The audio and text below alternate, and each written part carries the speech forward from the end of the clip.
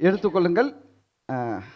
ஏசாயா தீர்க்கதரிசன புஸ்தகம் 45வது அதிகாரத்திலிருந்து நம்ம பார்த்து கொண்டிருக்கிறோம். இந்த வருஷத்தின் வாக்குத்தத்தம் தேவன் நமக்கு கொடுத்ததை படித்து விட்டு நாம் தொடர்ந்து அதில் போகலாம். இந்த வருஷத்தின் வாக்குத்தத்தம் ஏசாயா தீர்க்கதரிசன புஸ்தகம் 45வது அதிகாரம் 4வது வசனம். ஆமென். சரி, நான் படிக்கிறேன். வெண்கல கதவுகளை உடைத்து இருப்பு தாழ்பாள்களை முறித்து அந்தகாரத்தில் இருக்கிற பொக்கிஷங்களையும் ஒளிப்பிடத்தில் இருக்கிற புதையல்களையும் உனக்கு கொடுப்பேன். நான் என் தாசனாகிய யாக்கோபின் நிமித்தமும் நான் தெரிந்து கொண்ட இஸ்ரவேலின் நிமித்தமும் நான் உன்னை பெயர் சொல்லி அழைத்து நீ என்னை அறியாதிருந்தும் உனக்கு நாமம் தரித்தேன். அல்லேலூயா. இந்த வருஷத்தில் ஆண்டவர் உங்கள் ஒவ்வொருத்தருக்கும் தனிப்பட்ட முறையில் கொடுத்திருக்கிற வாக்குத்தத்தம், ஒரு தேவனுடைய வார்த்தை என்னவென்றால், அவர் அந்தகாரத்தில் இருக்கிற பொக்கிஷங்களையும் ஒளிப்பிடத்தில் இருக்கிற புதையல்களையும் உங்களுக்கு கொடுப்பார். ஆமேன். யாருக்குமே பொக்கிஷம் இல்லாமல் இல்லை. ஆமாம், எல்லாருக்கும் பொக்கிஷம் உண்டு. சில பேர் என்ன நினைக்கிறீங்க, எனக்கு இருக்குது வரோன்னு நினைக்கிறீங்க. சில பேர் நினைக்கிறீங்க எனக்கு பொக்கிஷமே இல்லையே, எப்படி எனக்கு வரும்? கவலைப்படாதீங்க, உங்களுக்காக கர்த்தர் ஒரு பொக்கிஷத்தை உண்டாக்கி அதை உங்களுக்கு கொடுப்பார். ஆமேன். கர்த்தர் பொக்கிஷங்களை கொடுக்கிற தேவன், புதையல்களை கொடுக்கிற தேவன். புதையல்கள் கண்ணுக்கு தெரியாது, புதையல்லாம் கண்ணுக்கு தெரியாது. சொல்லுவாங்க தெரியுமா, எந்த இடத்துல எந்த புதையல் இருக்குன்னு தெரியாது, ஆனால் திடீர்னு வெளியில் வரும். அது கிணறு நோண்டும் போது வரலாம், கடைக்கால் போடும் போது வரலாம், எப்போ வேணாலும் கிடைக்கலாம்.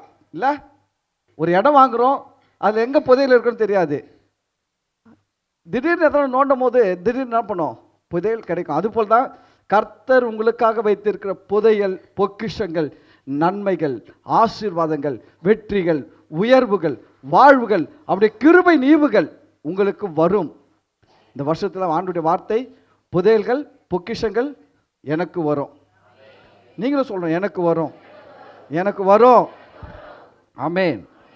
ஆமாம், வசனம் சொல்லுது, அவன் சொன்னபடியே ஆகும். எப்படி ஆகுமா? சொன்னபடியே ஆகும். எங்க இருக்குது அது வரத்துக்கு? அப்படியே ஆகும். வரும். உனக்கு ஒண்ணுமே இல்லையே, வரும், அவ்வளவுதான். வரோன்னா வரும். இது உலகத்தான் சொல்ற மாதிரி கிடையாது. வரும் ஆனா வராது இல்லை, இது ஆண்டவர் சொல்றது. அவர் வரோன்னு சொல்லிட்டா வரும். ஆமேன். ஆமா, கொடுப்பேன்னு சொல்றாருன்னா கொடுத்துருவாரு. அதுக்கு மேலே அந்த வார்த்தையில் எதுவுமே கிடையாது, விசாரணையே கிடையாது. கொடுப்பேன். அதனால் ஆண்டவர் உங்களுக்கு புதையல்களையும் பொக்கிஷங்களையும் கொடுப்பார். நான் விரும்புகிறேன், நீங்கள் எல்லாருமே இயேசுவின் நாமத்தினாலே ஆவிக்குரிய வாழ்க்கையில், பொருளாதாரத்தில், சுகத்தில் மற்ற ஜனங்களை விட 1000 மடங்கு உயர்ந்து இருக்க வேண்டும். ஆமேன். மோசே இஸ்ரவேல் ஜனங்களை ஆசீர்வதிக்கும் போது அப்படிதான் ஆசீர்வதிச்சார். உபாகமம் 1வது அதிகாரம் 11வது வசனத்தில் மோசே சொல்றாரு, நீங்கள் இப்பொழுது எப்படி இருக்கிறீங்க தெரியுங்களா? திரளாய் பெருகி இருக்கிறீர்கள். இப்பவே எப்படி இருக்கிறீங்க? திரளாய் பெருகி இருக்கிறீர்கள். சொல்லிட்டு போதண்டாப்பா சாமி அப்படி சொல்றாரு, இப்பொழுது இருக்கிறதை பார்க்கலாம் 1000 மடங்கு அதிகமாகும்படி கர்த்தர் உங்களை ஆசீர்வதிப்பாராக. அல்லேலூயா. என்னுடைய விருப்பம்லாம் நல்லா இருக்கணும், சந்தோஷமா இருக்கணும். ஆமாம், இந்த 1950 ரட்சிக்கப்பட்ட விசுவாசி மாதிரி இருக்கக்கூடாது, 1960 ரட்சிக்கப்பட்ட விசுவாசி மாதிரி இருக்கக்கூடாது. இன்றைக்கி இந்த 1950-60 ரட்சிக்கப்பட்ட விசுவாசிங்க அதுவும் உருப்படாமல் மற்றவங்களையும் உருப்படாமல் வச்சுருக்குது. சொல்லுவாங்க, தான் கெட்ட குரங்கு தானும் கெட்டு வனத்தையும் சேர்த்து கெடுத்து வச்சுருக்குதுன்ற மாதிரி. இவங்க தான் நல்லா சம்பாரிச்சு நல்லா வாழ முடியலன்னா இப்போ நல்லா வாழ்கிற கிறிஸ்துவங்களை குறை சொல்லி இருக்கிறாங்க. என்ன டான்ஸ் அது? சிறு பிள்ளைகளுக்கு ஊழியம் செய்கிறோம், சின்ன பிள்ளைகளுக்கு அவங்கள ஒரு என்கரேஜ் பண்ணுறதுக்காக ஒரு டான்ஸ் ப்ரோக்ராம் நடத்துகிறோம். இதில் என்ன தப்பு? டான்ஸ்லாம் நடத்தக்கூடாது, அது கச்சேரி நடத்துகிற இடம் அல்ல. ஒருத்தர் போட்டார், நீங்கள் டான்ஸ் ஆட வச்சிங்கன்னா உங்கள் சர்ச்சி ஃபுல்பிட்டில், நீங்கள் வந்து பப்புக்கு சர்ச்சுக்கு இப்போ வித்தியாசம் இல்லை. நான் சொல்கிறேன், ஐயா பப்பு எனக்கு தெரியாது, எப்படி இருக்குன்னு தெரியல, நான் போனதில்லை. நீங்கள் கூட போயிருப்பீங்க போல. உண்மையில் நான் பப்புக்கெல்லாம் போனதில்லை, பப்பு எப்படி இருக்குன்னு கூட தெரியாது. ஆனால் சொல்கிறதே கேள்விப்பட்டுக்கிறேன் பப்புக்கு போகிறாங்கன்ட்டு. போக மாட்டேன், ஒன்றும் பயப்படாதீங்க. அதனால் நான் என்ன சொல்றேன்னா, சந்தோஷமா இருக்கணும். கர்த்தருடைய சமூகத்தில் ஆடல் பாடல் இருக்கணும். தாவீது பாருங்க, கர்த்தருடைய உடன்படிக்கை பெட்டி கொண்டு வரும்போது தாவீது ஆடினாரு பாருங்க, டான்ஸு. வேட்டிலாம் காய்ண்டு விழுந்துச்சு, வேஷ்டிலாம் காய்ண்டு விழுந்துச்சு தெரியுங்களா? அப்படி ஒரு டான்ஸு தான். நான் சொல்கிறேன், இன்னைக்கு என்னங்க குத்து டான்ஸு? தாவீது ஆடார் பாருங்க அன்னைக்கு, அதுதாங்க குத்து டான்ஸ்ல பெரிய குத்து டான்ஸு. இப்பெல்லாம் வேட்டிலாம் அவுறது கிடையாது. அப்போ அவர் ஆடுறதில்ல, வேட்டி அவுழ்ந்து உழுது எல்லாம். அவர் நான் நினைக்கிறேன் உள்ள அண்டர்வியர் போட்டிருப்பார் பார்த்தீங்களா, அது மட்டும்தான் இருக்கும் போல, எல்லாம் காய்டு வந்துச்சு. அவங்க ஒய்ஃபு பார்த்து திட்டுறா, தாவீது ஒய்ஃப் பார்த்து திட்டுறாங்க. என்ன திட்டுறாங்க? என்னய்யா நீசன். நீசன்னா யார் தெரியுங்களா? நம்ம சொல்லுவோம் பாருங்க, அவன் ஒன்றுத்துக்கும் பிளாட்ஃபார்மில் இருக்கிறான், வேஸ்ட்டு அப்படின்னு தெரியுமா? ரொம்ப மோசமான ஆளை, ஒன்றுத்துக்கும் வாழ்க்கையில் உருப்படாத ஆளை சொல்லுவோம் தெரியுமா? அவனா உருப்படாத கேஸுன்னு சொல்லுவோம் பாருங்க, அது மாதிரி சொல்கிற வேறு தான் நீசன். அவங்க ஆடுற மாதிரி ஆடினையா அப்படின்னு தாவீதை பார்த்து திட்டுறாங்க அவங்க மனைவி. என்னய்யா இப்படி டான்ஸ் ஆடினா, எல்லாம் துணிலாம். ஆமாம், தர லோக்கலில் ஆடிக்கிறாரு, அதுக்கும் கீழே ஆடிக்கிறாரு அப்போவே அவரு. நம்மளாம் இப்போ பிள்ளைகள் டான்ஸ் அதெல்லாம் தப்பு கிடையாது. அதை பார்க்கும்போது அந்த பிள்ளைகள் நம்ம தாவீது ஆடின டான்ஸோடு ஒப்பிடும் போது நம்ம பிள்ளைகள் ஒழுங்காக ட்ரெஸ் எல்லாம் போட்டுக்கின்னு நல்லா அழகாக தான் ஆடுறாங்க, அதனால் தப்பு கிடையாது. பாருங்கள், அவ்வளோ தர லோக்கலில் ஆடி துணிலாம் காய்ந்து விழுந்து இந்த மனைவிக்கே தாங்க முடியல, கூப்பிட்டு திட்டுது. என்னய்யா இப்படி ஆடி இருக்கிற, ரொம்ப அழகாக இருக்கிறேன்னு நினைப்பா உனக்கு டான்ஸ் ஆடா, துணியெல்லாம் கழுவுதான் ரொம்ப அப்படியே பெரிய இதுவும் நினைப்பா உனக்கு அப்படின்னு திட்டுது. தாவீது சொன்னாரு, நான் ஆடுகளுக்கு பின்னாடி என்ன பண்ணியிருந்தேன், நடந்துன்னு இருந்தேன். என்னை இவ்வளோ பெரிய ராஜாவை வச்சு என் தேவனுக்கு முன்பாக நான் இப்படியும் ஆடுவேன், இதை விட மோசமா ஆடுவேன். எப்படி சொன்னாரு?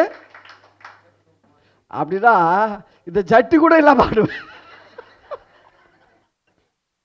அதுதான் அர்த்தம். அதுக்கு அர்த்தம் என்னன்னா, நான் என் ஜட்டியோட நான் சொன்னா ஜட்டி கூட இல்லாம ஆடுவேண்டி. ஆமா, ஏன்னா கர்த்தர் எனக்கு அவனை செஞ்சு இருக்கிறாரு, நான் அவருக்கு முன்னாடி ஆடுறதுலாம் பண்ண மாட்டேன். நீங்களா எப்படி சர்ச்சில் பாட்டு பாடுறதுக்கே கை தட்டுறது கஷ்டப்படுறீங்களே, தாவீது மாதிரி எப்போ மாற போறீங்க? அப்படிலாம் மாற வேண்டாம். அதில் 10% கை தட்டி ஆண்டவரை துதிச்சு ஒரு சந்தோஷத்தோட இல்லை கொஞ்சம் உடம்பு அசைச்சு அப்படிலாம் ஒரு ஆராதனை செய்யுங்க. அப்படியே பொம்மை மாதிரியே இப்படியே வருது. இந்த ரோபோட்டில் அப்படி நடக்கும், டக் டக் டக் டக் அப்படி நடக்கும், அப்படி திரும்ப அப்படியே நிற்கும், அப்படி அப்படி அப்படி அவ்வளோதான். அது மாதிரி பண்ணக்கூடாது. சர்ச்சைக்கு வரும்போது தேவனுக்கு ரோபோட்டுகள் தேவையில்லை, ஜீவன் உள்ள பிள்ளைகள் தேவை. ஆமே, ரோபோட்டில் வேணாம் ஆண்டவருக்கு. ரோபோட் வேணும்னா அவரு நிறைய வாங்கி வச்சிருப்பாரு. அதனால் நம்ம ஆண்டோடைய துதிக்க வரோம். பிரச்சனையெல்லாம் செருப்பை கைட்டு வைக்கும்போது எல்லாத்தையும் அங்கேயே கைட்டு வச்சிடணும். பிரச்சனை அது இது எல்லாத்தையும் அங்கேயே கைட்டு வச்சிடணும். உள்ளே வரும்போதே சொல்லுது, அவர் வாசல்களிலே துதியோடும் புகழ்ச்சியோடும் பிரவேசியுங்கள். அவர் வாசல் எப்படி வரணும்? உள்ளே வரும்போதே அல்லேலூயா கர்த்தர் அப்படின்னு வரணும். உங்களை பார்க்குற 4 பேருக்கு அந்த ஃபயர் அட்டாக் ஆகணும். உங்களை பார்த்து 4 பேர் அவங்களுக்கு இருக்கிற ஃபயர் அட்டாக் ஆகிடக்கூடாது, கீழே போயிடக்கூடாது, டவுன் ஆகிடக்கூடாது. அப்படி நடந்து வரணும், சந்தோஷமாக வரணும். கர்த்தர் நல்லவர். பாருங்க, தாவீதை அப்படி ஆடினாரு. ஆனால் இன்னைக்கு சின்ன சின்ன டான்ஸ் ஆடுறதுக்கெல்லாம் குறை சொல்லிருக்கிறாங்க. எது 1950 விசுவாசி அதெல்லாம் எடுத்து பாருங்க. நான் சொல்கிறேன் 1950 இருக்கும், 60 இருக்கும், மிஞ்சி போனால் அதிகபட்சம் 70 இருக்கும், 70 தாண்டி இருக்காது. அந்த வருஷத்தில் ரட்சிக்கப்பட்டதெல்லாம் இன்னைக்கு என்ன பண்ணுதுங்க? கிறிஸ்தவர்கள் நல்லா இருக்கக்கூடாது, கிறிஸ்தவர்கள் சந்தோஷமா இருக்கக்கூடாது, கிறிஸ்தவர்கள் ஆசீர்வாதமா இருக்கக்கூடாது, எல்லாம் தப்பு. நான் சொல்றேன், நீங்க நல்லா இருக்கணும் தான் இயேசு சிலுவையில் பாடுபட்டார். நல்லா கவனிங்க, இயேசு சிலுவையில் ஏன் பாடுபட்டார் தெரியுங்களா? நீங்கள் நல்லா இருக்கிறதுக்கு தான். நீங்க நல்லா இல்லைன்னா அவர் பட்ட பாடுகள்லாம் வேஸ்ட். நீங்க எல்லா விதத்திலும் நல்லா இருக்கணும். ஆவிக்குரிய வாழ்க்கையில நான் சொல்றேன், ஆண்டோடைய பிள்ளைகள் பாருங்க, பொருளாதாரத்தில் நல்லா இருக்கணும், சுகத்தில் நல்லா இருக்கணும், அதே போல ஆண்டவருக்காக ஊழியம் செய்யறதுல நல்லா செய்யணும். அல்லேலூயா. நல்ல கறி மீன் சிக்கன் அது இது நல்லா ஒட்டி ஒரு வெட்டணும். சாயங்காலமான போய் ஜிம்மில் போயிட்டு 4 வெயிட்டை தூக்கி அங்கேயும் ஹார்ட் ஒர்க் பண்ணணும். வெறும் நல்ல சிக்கன் மட்டன்லாம் கட்டிட்டு உடம்புக்கு ஹார்ட் ஒர்க் கொடுக்கலன்னு வச்சுங்க, என்ன ஆகிடும்? அந்த பாடி நல்ல பாடியே கிடையாது. அந்த காலத்தில் சொல்லுவாங்க, குடிகாரனுக்கு சொல்லுவாங்க, தப்பாக நினைக்காதீங்க, குடிங்கன்னு சொல்லலை உங்களை நான், அதை புருஷனுக்கு சொல்கிறேன், யாரையும் குடிக்கிறதுக்காக பேசலாம். அந்த காலத்தில் குடிகாரனுக்கு சொல்லுவாங்க, குடிகாரனுக்கு சொல்லுவாங்க, குடி, எவ்வளோ குடிக்கிற அதுக்கேற்ற மாதிரி சாப்பிடு. என்னது, எவ்வளோ குடிக்கிறீ அதுக்கேற்ற மாதிரி சாப்பிடு, நான் பார்த்துக்கிறேன். இவ்வளோண்டு சாராய பாட்டில் வச்சுக்கின்னு இவ்வளோ கறி சாப்பிட்ற ஆளெல்லாம் பார்த்துக்கிறேன் நான். சின்ன சாராய பாட்டில் தான் வச்சுருப்பாரு, ஆனால் கறி எவ்வளோ இருக்கும், நிறைய இருக்கும். நான் கேட்பேன், என்ன நான் இவ்வளோ கறி வச்சுருக்கிற, டேய் எவ்வளோ குடிக்கிறோமோ அதுக்கேற்ற மாதிரி சாப்பிட்டாதான்டா உடம்பு, இல்லைன்னா உடம்பு போய்டும்டா. அவருக்கு தெரியுது இது உள்ளே போச்சுன்னா உடம்பெல்லாம் காலி பண்ணிடும். அவருக்கே தெரியுது, நம்ம சொல்ல வேண்டியது கிடையாது. குடியை கெடுக்க நம்ம சொல்ல வேண்டியது கிடையாது. அவருக்கே தெரியுது இது ஒன்று உள்ளே போச்சுன்னா என்ன பண்ணிடும், எல்லாத்தையும் காலி பண்ணுறோம், ஸ்பேர் பார்ட்ஸ் எல்லாம் காலி பண்ணிட்டோம்னு தெரியுது. அதனால் அவர் ஸ்பேர் பார்ட்ஸை காலி பண்ணாமல் இருக்கிறதுக்கு பக்கத்தில் இவ்வளோ கறி வச்சிருக்கிறாரு. அதுபோல் தாங்க ஆவிக்குரிய வாழ்க்கையும் எப்படி சொல்லட்டுங்களா, நல்லா பணத்தில் இருக்கணும், பொருளில் இருக்கணும், சமாதானத்தில் இருக்கணும், சந்தோஷத்தில் இருக்கணும், சுகத்தில் இருக்கணும், அதே சமயம் கர்த்தருக்காக ஊழியம் செய்யணும். அல்லேலூயா. அதுதான் பேலன்ஸ். வேற ஒன்றுமே இந்த இப்படியே டெவலப் ஆகிடக்கூடாது. இல்லைன்னு வச்சுக்கலாம், சில பேர் இப்படி இருப்பாங்க, சில பேருக்கு பொருளாதார ஆசீர்வாதம் வேணாம், சுகம் வேணாம், ஆரோக்கியம் வேணாம், வியாதி எல்லாம் தோல்வி, குடிக்க கஞ்சி கிடையாது, ஆனால் டெய்லி ஊழியம் செய்கிறேன். ரெண்டும் தப்பு. இப்படியே இருக்காது இப்படியே இருக்காது, ரெண்டுமா இரு. அதில் சொல்லுவாங்க, அந்த காலத்தில் அப்போஸ்தலர்கள் அவர்கள் எப்படி ஊழியம் செய்ய, பவுல், நான் சொல்கிறேன், நான் பவுல் கிடையாது, நான் பவுல் கிடையாது ஐயா. பவுலுடைய அழைப்பு அப்போஸ்தலர் அழைப்பு. அந்த அழைப்புக்கு ஏற்ற மாதிரி தான் அவர் ஊழியம் செஞ்சார். என் அழைப்பு பாஸ்டர் அழைப்பு, அதுக்கேற்ற மாதிரி தான் நான் ஊழியம் செய்ய முடியும். புரியுதுங்களா? அப்போஸ்தலர் மாதிரி பாஸ்டர் இருக்க முடியாது. அப்போஸ்தலர் அழைப்பு வேற, சுவிசேஷகர் அழைப்பு வேற. நான் பாஸ்டர் இருந்தால்தான் நான் இடம் வாங்கி சர்ச்சை கட்டி நீங்கள் உட்காந்து கிடக்கிறேன். இப்போ அப்போஸ்தலர் அழைப்புன்னா நான் சர்ச்சை வாங்குறத பற்றி யோசிச்சிருக்க மாட்டேன். ஒரு ஊருக்கு போகிறது, இயேசுவை பற்றி சொல்கிறது, 4 பேர் ரட்சிக்கப்பட்டாங்களோ அதுலேருந்து ஒரு ஆளை கூப்பிட்டுப்பா நீ கொஞ்சம் நல்லா ஆக்டிவாக இருக்கிற, இந்த ஜனங்களெல்லாம் வச்சு நீ என்ன பண்ணு, வாரம் சர்ச்சை நடத்த சொல்லி ஒப்படைச்சிட்டு நான் வேறு ஊருக்கு போவேன். இதுதான் அப்போஸ்தலர் அழைப்பு. எனக்கு பாஸ்டர் அழைப்பு. என்ன போயிட்டு பவுலை போல மாறுனா எப்படி, நீ புத்திசாலியா, புத்தி இல்லாதவனா? பவுலுக்கு என்ன அழைப்பு? அப்போஸ்தலர் அழைப்பு. புரியுதுங்களா? இன்றைக்கி இதெல்லாம் வச்சு ஒரே குழப்பம் நடக்குது பாருங்கள், ஒரே சண்டை. ஃபேஸ்புக்கு, யூடியூபு, ட்விட்டரு எல்லாத்துலேயும் சண்டை. ஆசீர்வாதம் எல்லாம் தவறு. நான் சொல்கிறேன், இந்த சர்ச்சில் உங்களுக்கு சொல்கிறேன், ஆசீர்வாதம் வேணாம், எனக்கு பணம் காசெல்லாம் வேணாம், என்ன நான் கஷ்டம் தான் பட போகிறேன்னா உங்களுக்கு இந்த சர்ச்சு செட்டே ஆகாது. இந்த சர்ச்சு உங்களுக்கு செட்டே ஆகாது. இந்த சர்ச்சு என்ன சர்ச்சுனா, இந்த சபை என்ன விசுவாசிக்கிறது என்றால் தேவனுடைய ஆவிக்குரிய நன்மைகளை விசுவாசிக்கிறது, தேவனுடைய பொருளாதார ஆசீர்வாதங்களை விசுவாசிக்கிறது, தேவனுடைய சுகங்களை விசுவாசிக்கிற சபை தான் இந்த தேவ வல்லமை ஜெப வீடு. புரியுதுங்களா? ஒன்லி ஆவிக்குரிய வாழ்க்கை. சரீரத்துக்கு ஒன்றும் வேணாம் சொல்றது கிடையாது. அதே சமயம் சரீரம் தான் முக்கியம், சரீர வாழ்வு தான் முக்கியம், ஆவிக்குரிய வாழ்க்கை முக்கியம் இல்லை அப்படியே சொல்ல மாட்டோம். ரெண்டுமே முக்கியம். அல்லேலூயா. இதில் தான் நான் கவனம் செலுத்துகிறேன். அதனால் நீங்கள் நான் என்னுடைய விருப்பம் என்னென்னா, நீங்கள் எல்லாமே பொருளாதாரத்தில் நல்லா இருக்கணும், சுகத்தில் நல்லா இருக்கணும், ஆவிக்குரிய வாழ்க்கை. அதுதான் சொல்கிறது. அதாவது ஒரு சின்ன ஊழியமாவது செய்யுங்க, ஒரு டாக்ஸ் ஊழியமாவது செய்யுங்க, ஒரு சிறுவர் ஊழியமாவது செய்யுங்க. நிச்சயமாக அது உங்களுடைய கர்த்தர் உங்களுக்கு கொடுத்திருக்கிற வரங்களை வல்லமைகளை வெளிப்படுத்த அது தேவனுக்கு ஒரு வாசலை உண்டாக்கி கொடுக்கும். அல்லேலூயா. நீங்கள் ஒன்றுமே செய்யலைன்னா கர்த்தர் உங்களுக்கு கொடுத்துருக்கிற ஆவிக்குரிய வரங்கள் எப்படி வெளிப்படும்? தேவன் கொடுத்திருக்கிற வல்லமைகள் எப்படி வெளிப்படும்? இயேசுவின் நாமத்தில் உண்டாயிருக்கிற அதிகாரங்களை நீங்கள் எப்போ பயன்படுத்த போறீங்க? ஆமேன். சரி, நம்ம மெசேஜுக்கு வந்துடலாம். ஃபேஸ்புக் மெசேஜ்லேயே இருக்கிறேன் இன்னும் நான். நம்ம மெசேஜுக்கு வரலாம். வசனத்தில் ஆண்டவர் சொல்றாரு, வெண்கல கதவுகளை உடைத்து இரும்பு தாழ்பால்களை முறித்து அந்த காலத்தில் இருக்கிற பொக்கிஷங்களையும் ஒளிப்பிடத்தில் இருக்கிற புதையல்களையும் உனக்கு கொடுப்பேன். சரி, இந்த வசனத்தை தேவன் சொல்லும்பொழுது இதில் நம்ம போன வாரம் ஒன்று பார்த்தோம். தேவன் இந்த புதையல்களையும் பொக்கிஷங்களையும் கொடுப்பேன்னு சொல்கிறவர் 2 காரியத்தை பேசுகிறாரு. எப்படி கொடுப்பேன், ஏன் கொடுப்பேன். எதை பேசுகிறாரு? 2 காரியம் பேசுகிறாரு. உனக்கு புதையல் கொடுப்பேன், பொக்கிஷம் கொடுப்பேன். எப்படி கொடுப்பேன் அப்படின்றதுல தான் என்ன சொல்கிறாரு? அவர் சொல்கிறாரு, வெண்கல கதவுகளை உடைப்பேன், இரும்பு தாழ்பால்களை முறிப்பேன், இதெல்லாம் செஞ்சு உனக்கு கொடுப்பேன்றாரு. அதுக்கு 2வது வசனத்தில் போனீங்கன்னா, நான் உனக்கு முன்னே போவேன், கோணலானதையெல்லாம் சேவையாக்குவேன். எப்படி கொடுப்பேன்றதை பேசுகிறாரு. புரியுதுங்களா? அதுக்கு 1வது வசனத்தில் போனீங்கன்னா, ஜாதிகளை கீழ்ப்படுத்துவேன், ராஜாக்களின் இடைக்கட்டுகளை அவிழ்ப்பேன், பூட்டப்படாத வாசல்கள் திறந்திருக்கிற கதவுகளை வைப்பேன், உன்னை பார்ப்பேன், உன் கையை பிடிப்பேன், உனக்கு நேராக பேசுவேன். இதெல்லாம் என்னன்னா எப்படி கொடுப்பேன் அப்படின்றத சொல்றாரு. எதற்காக கொடுப்பார் அது முக்கியம் இல்லை. ஹலோ, ஒருத்தர் ஒரு பொருள் உங்ககிட்ட கொடுக்குறாருன்னா அவர் எப்படி கொடுத்தாருன்றது ஒரு பார்ட் இருக்குது. எதுக்காக கொடுத்துருக்கிறாரு இன்னொரு பார்ட் இருக்குல்ல. எதுக்காக கொடுக்கிறாரு அதுதான் இந்த வசனத்தில் தேவன் பேசுகிறார் பாருங்க. வெண்கல கதவுகளை 4வது வசனம், ஏசாயால 45வது அதிகாரம் 4வது வசனம். வெண்கல கதவுகளை உடைத்து இருப்பு தாழ்பாள்களை முடித்து அந்த காலத்தில் இருக்கிற பொக்கிஷங்களையும் ஒளிப்பிடத்தில் இருக்கிற புதையல்களையும் உனக்கு கொடுப்பேன் சொல்லிட்டு எதற்காக கொடுப்பேன்றதை சொல்றாரு.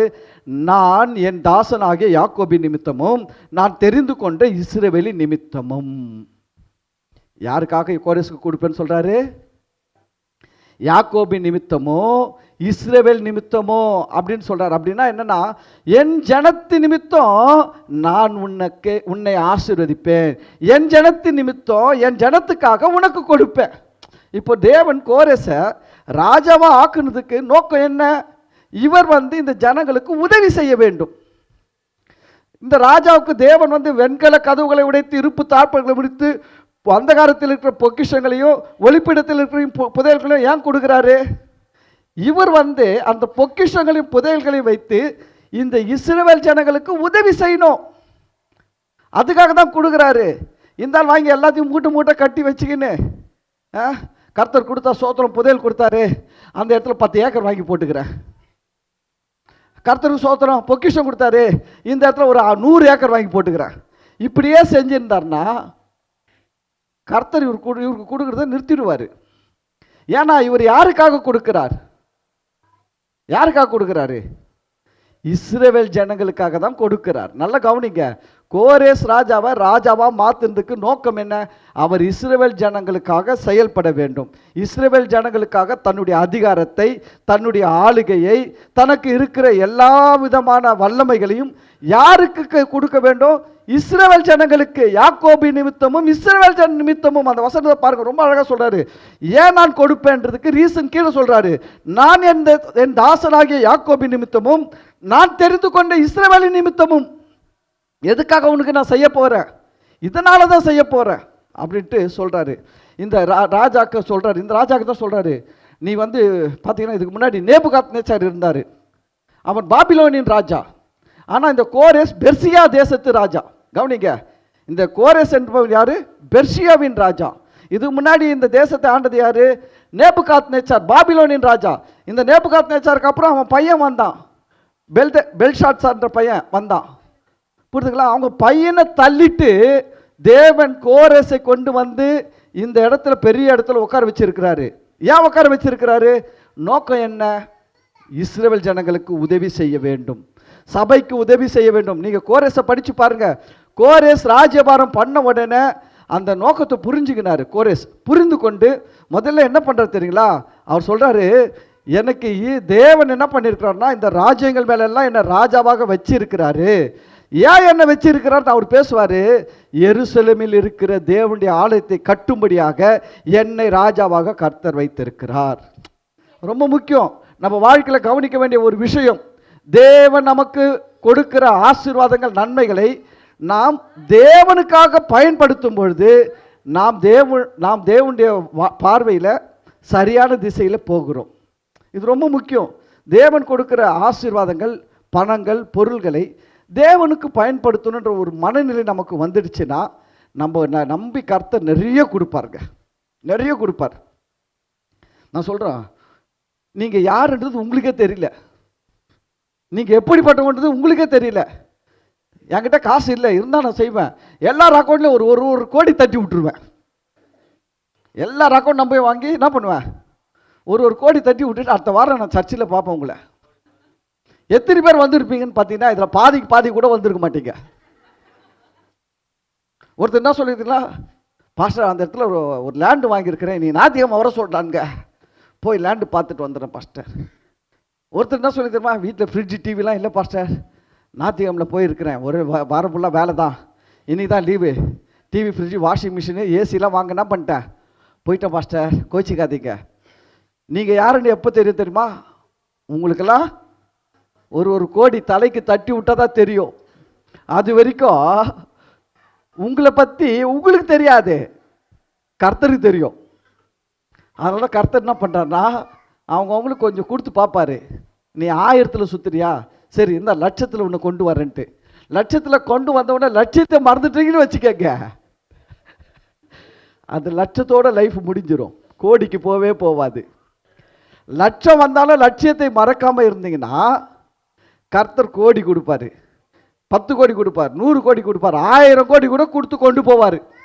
ஆனால் நம்மக்கிட்ட இருக்க பெரிய வீக்னஸ் பாயிண்ட் என்னென்னா, நம்மக்கிட்ட ஒரு 1000 வந்தாலுமே நம்ம என்ன பண்ணிடுறோம் தெரியுங்களா?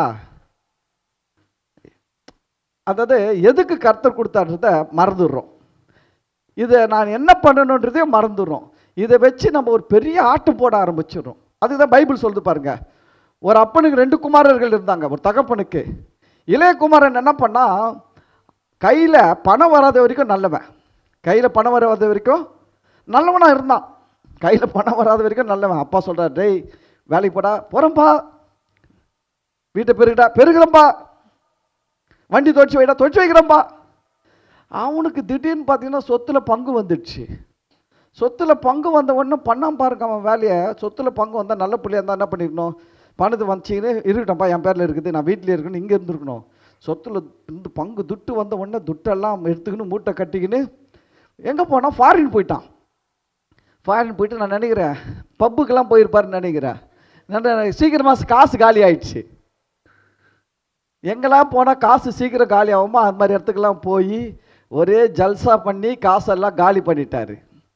காலி பண்ணிவிட்டு இப்போ ஒன்றும் இல்லாமல் ஆயிட்டு பன்னி மேய்க்கிற வேலை செய்கிறாரு. பன்னி மேய்க்கிற வேலை செய்யும்போது பன்னிக்கு தவிடு கொடுக்குறான் அவன்.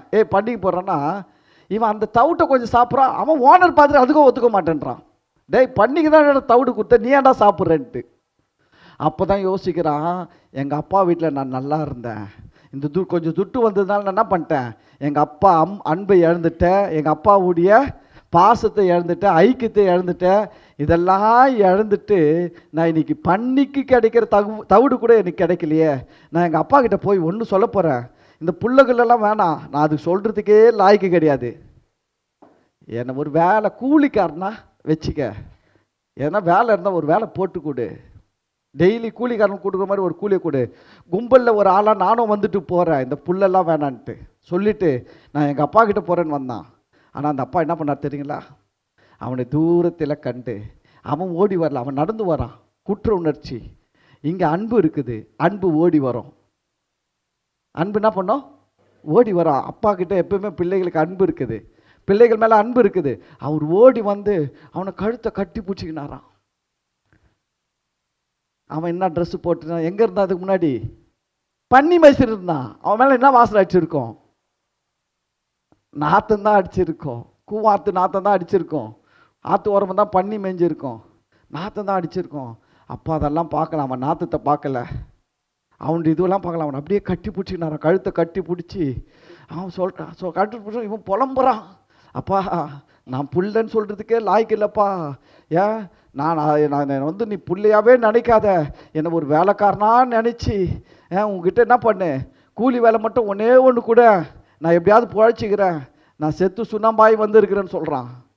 அவர் சொல்கிறாரு, இதெல்லாம் காதிலே வாங்கலை, இதெல்லாம் காதிலே வாங்கலை. அவர்கிட்ட இருக்கிற வேலைக்காரப்பா சொல்கிறாரு, எப்பா போய் இவனை முதல்ல குளிப்பாட்டுங்க, இவனை முதல்ல என்ன பண்ணுங்க, குளிப்பாட்டி நல்ல ட்ரெஸ்ஸை போடுங்க, கையில் மோதிரத்தை போடுங்கன்னாரு.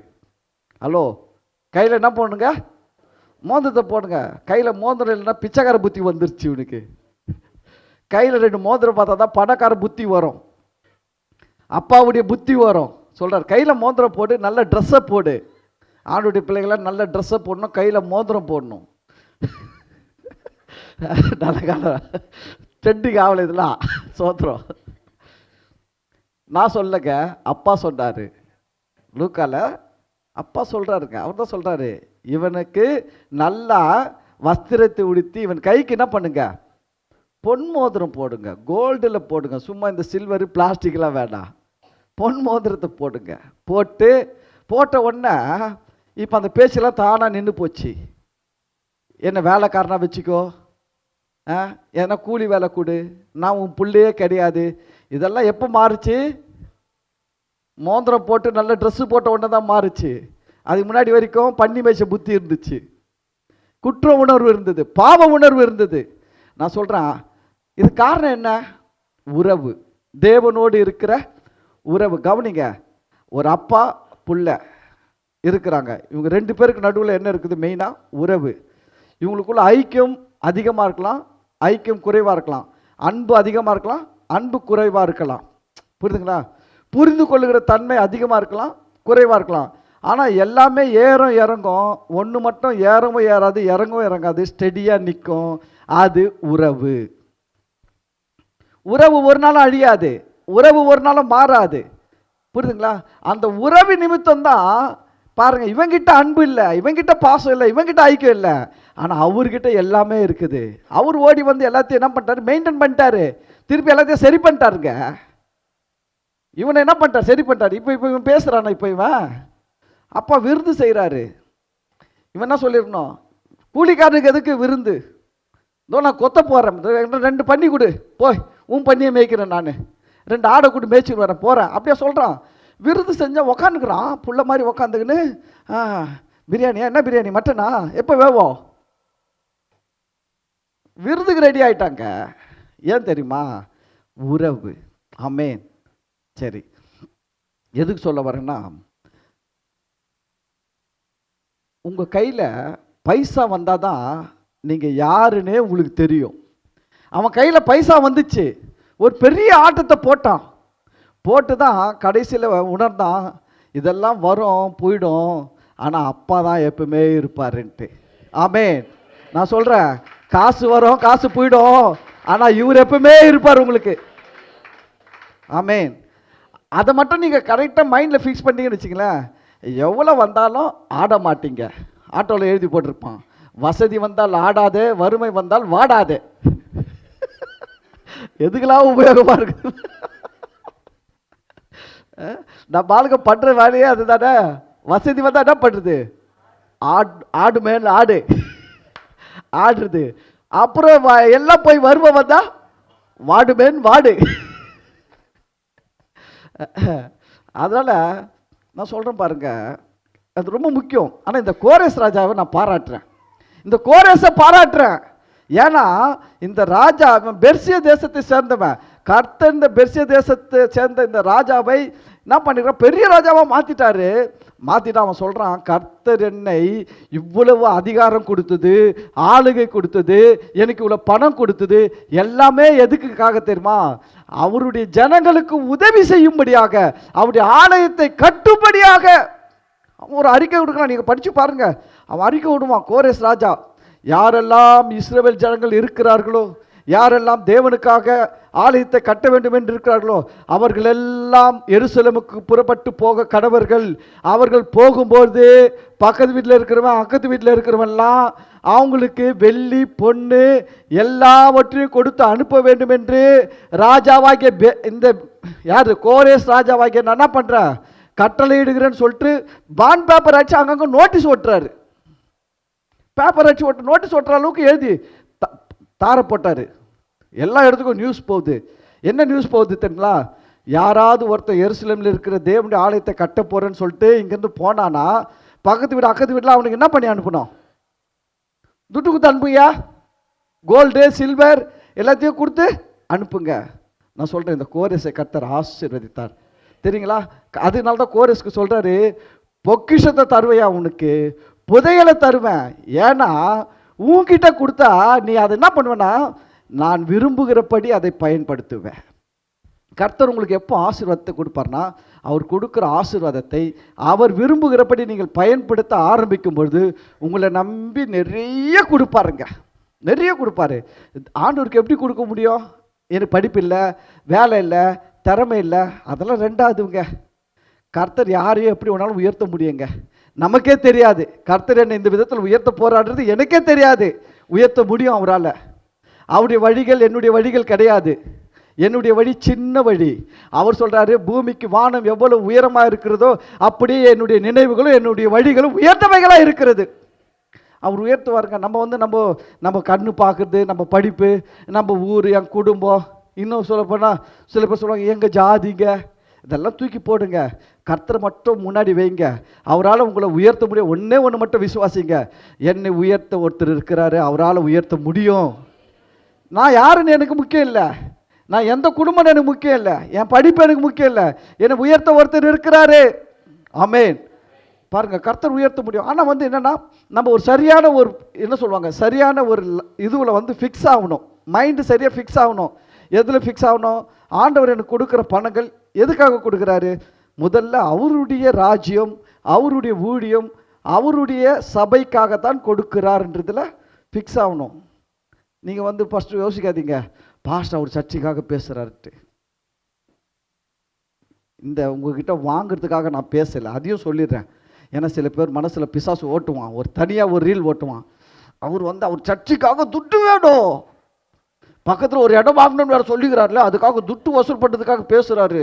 உஷாராரு, கதவு மூடுனுவான். நான் சொல்கிறேன், அவன் பேச கேட்டு கதவு மூடினீங்கன்னா அவள் தான் உங்கள் லெவலே இதுதான். நான் சொல்கிறேன், இந்த கோரேஸ் ராஜாவை பற்றி பேசுகிறேன். நீங்கள் உங்களை பற்றியே பேசலை. நீங்களாம் நல்லவங்க. ஆமேன். நீங்களாம் நிறைய கொடுப்பீங்க. ஆமேன். உங்களுக்கெல்லாம் ஒரு கோடி கர்த்தர் டெபாசிட் போட்டார்னா எனக்கு எப்படியோ தசமாக வரும், அதுக்கு மேலேயோ வரும். கோரேஸ் ராஜாவுக்கு கொடுத்தார் பாருங்க. அந்த கோரேஸ் சொல்கிறான், நான் எதுக்காக எனக்கு கொடுத்தார்னா, இஸ்ரவேலின் தேவனுடைய ஆலயத்தை கட்டணும், அந்த ஆலயத்தை கட்டணும், அதுக்காக தான் கொடுத்தார் பாருங்க. நான் இந்த பைபிளில் நான் இன்னொரு சில காரியம் கூட காட்டுறேன் பாருங்க. ரெண்டாவது, சாலமோன் ராஜாவுக்கு கர்த்தர் பெரிய அளவில் ஆசீர்வதித்தார். யார? சாலமோன் ராஜா. தெரியுங்களா? இஸ்ரவேல் தேசத்திலேயே சாலமோன் ராஜா ஆட்சி மாதிரி இதுவரைக்கும் இல்லைங்க. சாலமோன் ராஜாவுடைய ஆட்சி மாதிரி இது வரைக்கும் இஸ்ரவேல் தேசத்தில் எந்த ஆட்சியும் இல்லை, எந்த ஆட்சியும் கிடையாது. ஏன்னா சாலமோனுடைய ராஜா ஆட்சி காலத்தில் வெள்ளி ஒரு பொருட்டாய் எண்ணப்படவில்லை. வெள்ளியே என்ன பண்ணலீங்களா ஜனங்க, ஒரு பொருட்டாவே நினைக்கலையா. இப்போ உங்கள் பாக்கெட்ல இருந்து ஒரு 2000 ரூபாய் நோட்டு விழுந்துடுச்சு, எப்படி எடுப்பீங்க? எப்படி எடுப்பீங்க? கீழே 2000 ரூபாய் நோட்டு விழுந்துச்சுங்க, பக்கத்துலேயே தண்ணி ஓடுது, ஆறு, கொஞ்சம் காற்று அடிச்சுன்னா தண்ணி அதில் விழுந்துரும், தண்ணியில் விழுந்துரும், அப்படி பறந்து போயிடும்.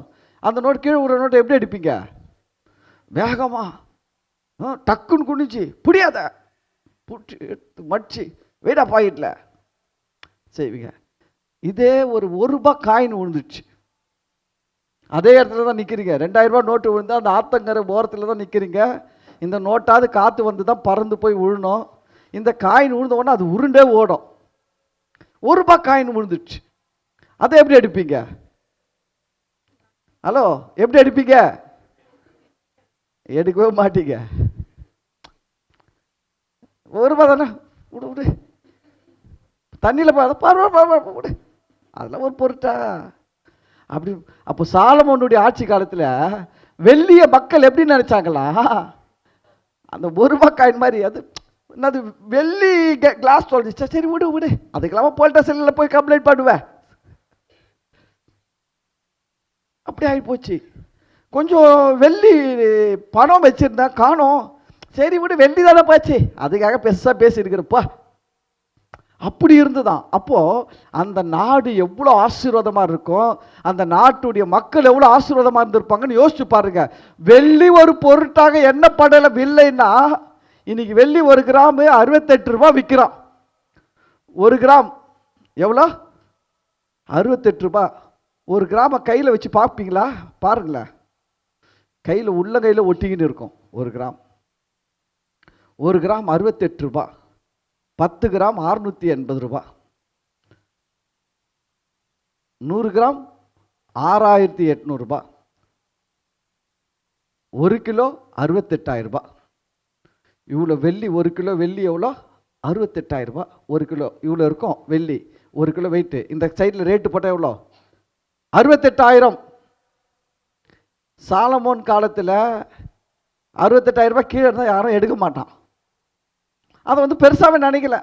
அட போய் வெள்ளியெல்லாம் ஏன் எடுத்துன்னு போய் வச்சுக்கணும், வீட்லேயே இடம் இல்லை, இதை வேற எடுத்துன்னு போய் வைக்கணும் அப்படின்ற அளவுக்கு அந்த நாடே ஆசீர்வாதமாக இருந்தது. காரணம் என்ன தெரியுமா? காரணம் ஆண்டவர் எனக்கு ஒரு காரியத்தை காட்டினா, நான் சொல்கிறேன் பாருங்க, எடுங்க. சாலமோன் 1 ராஜாக்கள் 3வது அதிகாரம் 4வது வசனம். சாலமோன் ராஜாவாக வருகிறார். தாவீது என்ன பண்ணுறார்? சாலமோனை ராஜாவாக அபிஷேகம் பண்ணுறாரு. ராஜாவாக அபிஷேகம் பண்ண உடனே சாலமோன் ராஜாவாக அபிஷேகம் பண்ணப்பட்டு அரியணையில் உட்கார்றாரு. உட்கார்ந்த உடனே அவர் தேவனுக்கு நன்றி செலுத்தும்படி என்ன பண்ணுறாருன்னா பலி செலுத்துகிறார். எப்பயுமே ராஜாக்கள் என்ன பண்ணுவாங்கன்னா தேவனுக்கு நன்றி செலுத்தும்படி, இப்போல்லாம் நம்ம வந்து 2 கையை தூக்கி சோத்திரம் ஆண்டவரே அப்படின்னுறோம். இல்லைன்னா நன்றி பலி பீடம் கட்டுவோம்னு சொல்லிட்டு பாட்டை பாடிட்டு போயிடுறோம். அந்த காலத்தில் இதெல்லாம் செல்லாது. நன்றி செலுத்துறோன்னா அந்த காலத்தில் ஆட்டை கொண்டு வரணும். ஆண்டவர் சொல்வார், கிரியை இல்லாத விசுவாசம் செத்தது. நீ கிரியை காட்டணும். கிரியை எங்கவும் ஆடு மாடுன்னு வரு. பழைய ஏற்பாட்டை சொன்னார், என் சந்நிதிக்கு யாரும் என்ன பண்ணக்கூடாது, வெறுங்கையா வரக்கூடாது. சும்மா நன்றி சொல்ல வரேன் இப்படி வந்து சோத்திரம் இந்த கதையெல்லாம் என்கிட்ட வேணான்றாரு. நான் உனக்கு உதவி செய்யும் போதும் வெறுங்கையாவை உதவி செஞ்சேன். இப்படியே கர்த்தர் வெறுங்கையாவை ஆசீர்வாதமாக இரு மகனே அப்படியே ஆசீர்வதிச்சு வச்சாரு. அதில் எல்லாமே கொடுத்துருக்காரு. அப்போ நம்ம மட்டும் சோத்திரம் சொல்கிறது எப்படி வரும்? சோத்திரம் பாக்கிட்டு இருக்குது, வீட்டுக்கு சோத்திரம் அவ்வளோதான். அதான் அப்பா அப்படி வச்சார். அப்பா எப்படி வச்சாருன்னா வெறுங்கையாக வரக்கூடாது. தெளிவாக சொல்லிக்கிறார் பைபிளில், என் சந்நிதிக்கு என் சமூகத்துக்கு வரும்போது ஒருவனும் வெறுங்கையாக வரக்கூடாது சொல்லிட்டு அப்படி சொன்னது தான் பலி செலுத்துவாங்க. அப்போ என்ன பண்ணுவாங்கன்னா பலி செலுத்துவாங்க. அப்படி பலி செலுத்தும் போது பாருங்க, அந்த 4வது வசனத்தில் பாருங்க, அப்படியே ராஜா பலியிட கிபியோனுக்கு போனான். யாரு? சாலமோன் ராஜாவாக பதவி ஏற்றுட்டாரு. பதவி ஏற்றுட்டு பலியிட கிபியோனுக்கு போனான். அது பெரிய மேடையாக இருந்தது. அந்த பலிபீடத்தின் மேல் சாலமோன் 1000 சர்வாங்க தகன பலிகளை செலுத்தினான். பைபிள்ல 1000 சர்வாங்க தகன பலியில இதுவரைக்கும் யாருமே செலுத்தல. நல்லா கவனிங்க. இந்த 1 ராஜாக்கள் 3வது அதிகாரம் வரைக்கும் தாவீது ஆட்சி செஞ்சாரு. அதுக்கு முன்னாடி எவ்வளோ பேர், சவுல் ஆட்சி செஞ்சாரு. அதுக்கு முன்னாடி நியாயாதிபதிகள் சிம்சோன், எப்தா, கிதியோன், பாராக், எவ்வளோ பேர் இருந்தாங்க. அதுக்கு முன்னாடி ஆபிரகாம் இருந்தார், ஈசாக் இருந்தார், யாக்கோப் இருந்தார், எவ்வளோ பேர் இருந்தாங்க, மோசேலாம் இருந்தாங்க. ஆனால் தேவனுக்கு 1000 பலி 1000 மாட்டை வெட்டவே இல்லை. ஏன்னா மனசு இல்லை. என்னன்னா மனசு இல்லை. கர்த்தருக்கு என்னத்துக்கு இந்த ஆடு மாடு இல்லை, அவரா சாப்பிட போறாரு. இதோ இந்த ஊழியக்காரன் தான் சாப்பிடுவான், அவனுக்கு அதுக்கு கொடுத்துக்கினே ஒன்றும் வேணாம் விடு. இப்படி தான் எல்லாரும் இருந்துட்டாங்க. ஆனால் சாலமோன் ராஜாவாக வந்த உடனே அவர் கர்த்தரை கனம் பண்ணுறாரு. நான் கர்த்தருக்கு கொடுக்க போகிறேன், நான் கர்த்தரை நேசிக்கிறேன், கர்த்தரை கனம் பண்ண விரும்புகிறேன். எடுக்கிற ஆடுகளை லைனா எத்தனை இது மந்தையில் இருக்கையா, ஒரு 1000 எடுத்துன்னு வாடா. எத்தனை? சாலமோன் நிலைமையில இருந்தால் நீங்கள் என்ன சொல்லியிருப்பீங்க?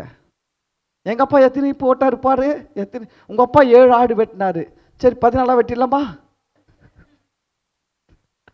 இப்படி தான் கணக்கு போட்டிருப்போம். அப்பா எவ்வளோ வெட்டினாரு, நம்ம எவ்வளோ வெட்டலான்ட்டு. ஆனால் சாலமோன் சொல்றாரு 1000 பலி செலுத்த வேண்டும் கர்த்தருக்கு. 1000 மாடு வெட்டினாரு. கர்த்தரே ஹாப்பி ஆயிட்டாருங்க, கர்த்தரே சந்தோஷம் ஆயிட்டாரு. எப்படி பாசம் சொல்றீங்க?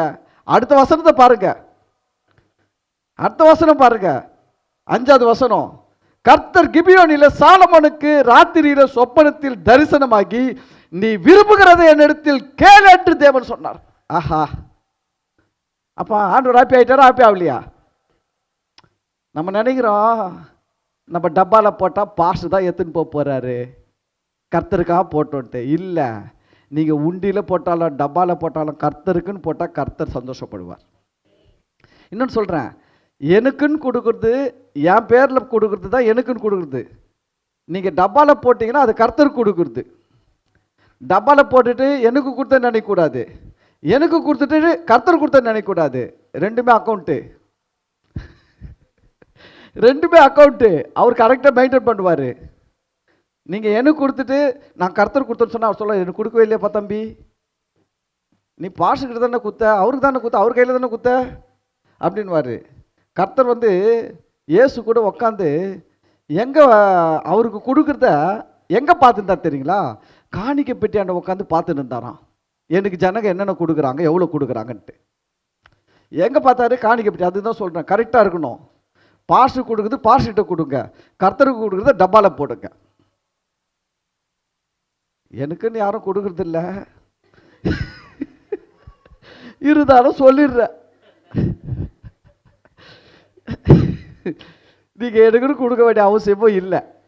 கர்த்தர் நல்லா வச்சிருக்கிறாரு. நான் வந்து உங்கள் காசுக்கெல்லாம் ஆசைப்படல, உண்மையில சொல்கிறேன்.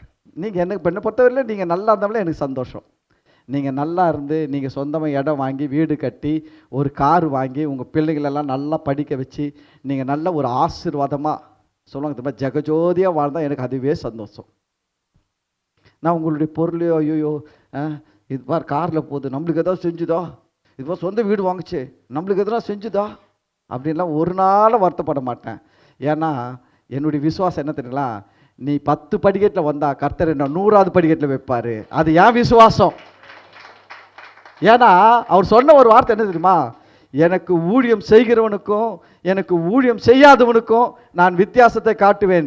ஒரு ஊழியம் செய்யாத விசுவாசியையே கர்த்தர் இவ்வளவு உயர்த்தும் போது அவருக்கு ஊழியம் செய்கிற என்ன அவர் நேசிக்கிறாரு, என்னை இதை விட 1000 மடங்கு உயர்த்துவார். நீங்கள் ஒன்றா பாருங்க, நீங்கள் கோடீஸ்வரனா ஆகி பாருங்க. நான் சொல்கிறேன், நான் 100 கோடிகளுக்கு அதிபதியாக இருப்பேன். நீங்கள் 100 கோடிக்கு அதிபதி ஆகி பாருங்க, நான் 1000 கோடிகளுக்கு அதிபதியாக இருப்பேன். நீங்கள் 1000 கோடிகளுக்கு அதிபதி ஆகி பாருங்க, என்ன கர்த்தர் 1,00,000 கோடிகளுக்கு எடுத்துன்னு போய் வைப்பார். ஏன்னா என் ஃபெய்த் அப்படி, நான் கர்த்தர் அவ்வளோ விசுவாசிக்கிறேன். சரி, சாலமோன் கிட்ட வருவோம். அது ரொம்ப முக்கியம். சாலமோன் ராஜாவான உடனே பாருங்க, நீங்கள் இப்போ நல்லா யோசிச்சு பாருங்க, ஒரு 10 மாடி வெட்டிருக்கலாமா, இல்லை 20 மாடி வெட்டிருக்கலாமா? எவ்வளோ வெட்டுவோம்? கர்த்தருக்கு பலியிட போகிறோம், ராஜாவாயிட்டோம், ஒரு ஃபார்மாலிட்டிஸுக்காக வெட்டுவோம். வெட்டி அடுத்து ஒரு நிறுத்து. எங்கள் அப்பா எவ்வளோ வெட்டினாரு? தாவீது ராஜா 7 ஆடுகள் 7 மாடுகள் வெட்டினாரு. சரி, அப்படியே டபுளாக போடு, 14 போடு, எல்லாத்தையும் ஆட்டில் 7 மாட்டில் 7 எல்லாத்தையும் 14 போட்டு என்ன பண்ணு, பலி செலுத்திட்டு போயிடுவான் அப்படின்னு தாவீது போயிருக்கலாம். ஆனால் சாலமோன் போயிருக்கலாம். ஆனால் சாலமோன் பாருங்கள், கர்த்தர் நேசித்தான். சாலமோனுக்கு தெரியும், இந்த ராஜ்யம், இந்த பணங்கள், இந்த ஆசீர்வாதங்கள் எல்லாம் எனக்கு தேவன் கொடுத்தது. சாலமோன் சொல்வார் பாருங்க, ஆக்சுவலாக நீங்கள் சரித்திரத்தெல்லாம் படித்து பாருங்க, சாலமோன் ராஜாவாக வரத்துக்கே வாய்ப்பே கிடையாது. ஏன்னா சாலமோன் ராஜாவாக வரத்துக்கு முன்னாடியே அதோனியா, யார், அப்சலோமுடைய தம்பி, அவன் என்ன பண்ணிடுவான்னா, படைத்தலைவன் ஆசாரியன் இவங்களெல்லாம் கூப்பிட்டு போயிட்டு அவனே ஒரு இடத்துல எல்லாரையும் கும்பலாக கூடி வர செய்து எல்லாருக்கும் விருந்து பண்ணி எல்லாரையும் வச்சு அவன் ராஜாவான்னு அவன் எல்லாம் கற்றுவாங்க. தாவீதுடைய ராஜா படைத்தலைவன் யோவாப், அபியத்தார் ஆசாரியன், இவங்கெல்லாம் வந்து அதோனியா ராஜா வாழ்க, அதோனியா ராஜா வாழ்கன்னு கத்துறாங்க. அவன் ராஜாவா ஆயிட்டானா அடுத்த செகண்ட் சாலமோன் தலையெல்லாம் வெட்டிடுவான், உயிர் போயிடும். ஏன்னா தனக்கு போட்டு எவனும் இருக்கக்கூடாதுன்னு நினைப்பாங்க ராஜாக்கள், உயிர் போக வேண்டியது. ஆனால் ஓவர் நைட், ஒரே நைட்டில் கர்த்தர் தீர்க்கதரிசி மூலமாக தாவீதோடு பேசி சாலமோனை அங்கே ராஜான்னு கத்தின்னு இருக்கிறாங்க. யாரு? தாவீதுடைய படைத்தலைவன் யோவாப், தாவீதுக்கு ரொம்ப நெருக்கமான ஆசாரியன் அபியத்தார், இவங்கெல்லாம் அங்கே அவனை ராஜாவாக்கி கத்தின்னு இருக்கிறாங்க. கர்த்தர் இங்கே தாவீது மூலமாக சாலமோனை திடீரென்று ராஜாவாக்கிட்டாரு. சாலமோனை கூப்பிட்டாரு ராஜா, தாவீது கூப்பிட்டாரு, கது மேலே உட்கார வச்சாரு, ராஜா வாழ்கன்னு எல்லாம் கத்துங்கடான்னாரு. அவ்வளோதான், ராஜாவாயிட்டாரு. சாலமோன் தெரியும், இது என் திறமையினால வரல, என்னுடைய உழைப்பினால வரல, இல்லை நான் பெரிய இதுனால வரல, இது கர்த்தர் கொடுத்தது. என் கர்த்தருக்கு 1000 மாடு இல்லையா, 10,000 மாடு கூட வெட்டுவேன். ஏன்னா நான் கர்த்தர் கொடுத்தார், கர்த்தருடைய இதுவில் வாழ்கிறேன். பாருங்க, அவர் 1000 மாடுகளை வெட்டினாரு. அன்னைக்கு நைட்டை கர்த்தர் சொப்பனத்தில் வந்து பேசுகிறாரு. என்ன பேசுகிறார் தெரியுமா? சாலமோனே, அது கேட்குறாரு பாருங்க, நீ விரும்புகிறதை என்னிடத்தில் கேள். ஏன்னா ஆண்டவர் தெரிஞ்சிச்சு, இவனை நம்பி எவ்வளோ வேணாலும் கொடுக்கலாயா. மற்றவங்களாம் பிசினாரி மாதிரி போட்டான் எனக்கு. மற்றவங்களாம் எனக்கு எப்படி பலியிட்டா, எண்ணி எண்ணி பலியிட்டாயா. இவன் எப்படி பலியிட்டான் இதுலேயே தெரிய வேணாவா, இவன் என்னை எவ்வளோ நேசிக்கிறான், இவனை நான் எவ்வளோ வேணாலும் நம்பி கொடுக்கலாம். கர்த்தர் பாருங்க அந்த இடத்துல செக் வைக்கிறாரு. எல்லாருக்கும் கொடுப்பாருங்க, பைசா கொடுப்பாரு. சில பேருக்கு 1000 ரூபாய் கொடுத்து பார்ப்பாரு, எவ்வளோ போடுற, கர்த்தரை நீ நேசிச்சு என்ன செய்கிறன்ட்டு. சில பேர் 1000 வந்து என்ன சொல்ல தெரியுமா, 1000 ரூபாய் தானே வந்துக்குது, இதில் 100 ரூபாய் கொடுத்தா கர்த்தருக்கு என்ன வரப்போகுது, நான் லட்சம் வந்து பேர் கொடுக்குறேன், இது இப்போ வச்சுக்கிறேனும். கர்த்தர் பார்ப்பாரு, இதனை கொஞ்சத்தில் உண்மை உள்ளவனை தான் அநேகத்தின் மேலே அதிகாரியாக வைப்பார். இது கொஞ்சத்தில் உண்மையில் விட்டுடு, இது வேணாம், இதை நம்பி நிறைய கொடுத்தா டேஞ்சர். சில பேருக்கு லட்சம் கொடுத்து பார்ப்பாரு, லட்சம் கொடுத்து என்ன பண்ணுறா, ஒன்று சில லட்சத்தில் எடுத்துன்னு போயிட்டு அங்கே இடம் வாங்கலாமா, இங்கே இடம் வாங்கலாமா, அந்த பண்ணலாமா, இப்படி பணத்தை இன்வெஸ்ட் பண்ணலாமா, அதை பண்ணலாமா, இதை பண்ணலாமா அப்படின்னு அலைஞ்சின்னு வச்சிங்களேன். கர்த்தர் யோசிப்பார், இது வந்து நம்ம ராஜ்யம், நம்ம சபை, நம்ம ஊழியம், நம்மளை பற்றியே என்ன இல்லை, என்ன மேலே இது லட்சம் வந்த உடனே எங்கே இடம் வாங்கலாம், எங்கே வீடை கட்டலாம், இதை தான் யோசிச்சுன்னு இருக்குது. இதுவும் வேஸ்ட்டு, போதும் இந்த லட்சத்தோடு இது கதையை என்ன பண்ணிப்போம், முடிச்சுப்போம். யாருக்கு கொடுப்பார் தெரியுங்களா, கொஞ்சம் காசு வந்த உடனே இந்த காசை தேவனுடைய ராஜ்யத்துக்காக நான் எப்படி பயன்படுத்தணும் அப்படின்னு நீங்கள் யோசிச்சு பாருங்கள். உண்மையில் அப்படிப்பட்ட ஒரு மனநிலையில் வந்து பாருங்கள். நான் சொல்கிறேன், நீங்கள் தாங்க இந்த உலகத்தில் கோடீஸ்வரங்க. கோடிகள் உங்களை தேடி வரும். ஆமென் சொல்லுங்க பக்கத்தில் பார்த்து, கோடிகள் உங்களை தேடி வரும். எப்போ தெரியுமா, அந்த மனநிலையில் வரும்பொழுது. எனக்கு காசு வந்த உடனே இதை தேவனுக்காக நான் எப்படி பயன்படுத்த போகிறேன் அப்படின்னு யோசிக்கும் பொழுது, கடைசியாக நம்ம ஒரு சில காரியங்களை படித்து முடிச்சிடலாம். தாவீது பாருங்க, ஒரு சின்ன மந்தையை மேய்ச்சின்னு இருந்தார். தாவீதை கர்த்தர் அரசனாகிட்டார். தாவீது சாலமோன் ராஜா இந்த ஆலயத்தை கட்ட போறான்னு உடனே தாவீது என்னென்ன கொடுத்தாருன்றதை நம்ம பார்க்க போகிறோம். பாருங்க, 1 நாளாகமம் 29வது அதிகாரம் ஒரு 15 வசனம் இருக்குது. எல்லாம் கொஞ்சம் டைட் பேக்காக வாங்க என் கூடவே, அப்படி இப்படி திரும்பாதீங்க. நான் கடகடன் படிக்கிறேன். 1 நாளாகமம் 29வது அதிகாரம் 1லிருந்து ஒரு 15 வசனங்கள்.